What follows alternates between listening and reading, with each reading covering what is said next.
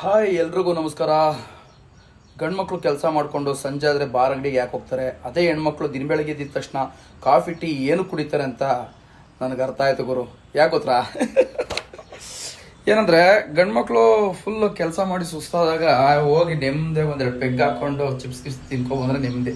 ಅದೇ ಹೆಣ್ಮಕ್ಳು ಮನೇಲಿ ಕಾಫಿ ಟೀ ಇಲ್ಲ ಅಂತಂದರೆ ಲಬ ಲಬ ಲಬ ಲಬ ಬಾಯಿ ಬಿಡ್ಕೊಳ್ತಾರೆ. ಯಾಕೆ ಅಂತಂದರೆ ದಿನ ಬೆಳಿಗ್ಗೆ ಎದ್ದು ಹೊರಗಡೆ ಎಲ್ಲ ಕಸ ಕ್ಲೀನ್ ಮಾಡಿ ಗಿಡಗಳಿಗೆಲ್ಲ ನೀರು ಹಾಕಿ ನೆಕ್ಸ್ಟ್ ಹಂಗೆ ಬಂದರೆ ಮನೆಯೆಲ್ಲ ಕ್ಲೀನ್ ಮಾಡಿ ನೆಕ್ಸ್ಟು ಇನ್ನು ದೇವ್ರ ಮನೆದು ಕೆಲಸ ಮುಗ್ದಿಲ್ಲ, ಅಲ್ಲಿ ಕ್ಲೀನ್ ಮಾಡಿಕೊಂಡು ಹಾಗೆ ಬಂದರೆ ಇನ್ನೂ ಒಂದು ರೂಮ್ ಇದೆ, ಅದು ಕ್ಲೀನ್ ಮಾಡಬೇಕು, ಅದು ಮಾಡಿಲ್ಲ. ಸ್ವಲ್ಪ ಕೆಲಸ ಮಾಡಿದ್ದೀನಿ, ಅಡುಗೆ ಮನೆಯೆಲ್ಲ ಕ್ಲೀನ್ ಮಾಡಿಕೊಂಡು ನೆಕ್ಸ್ಟು ಈ ಪಾತ್ರೆಗಳನ್ನೆಲ್ಲ ತಿಕ್ಕೋಷ್ಟರಲ್ಲಿ ಸುಸ್ತಾಗಿ ಹೋಗಿರ್ತಾರೆ. ಅದಕ್ಕೆ ಕಾಫಿ ಟೀ ಹೆವಿ ಕುಡಿ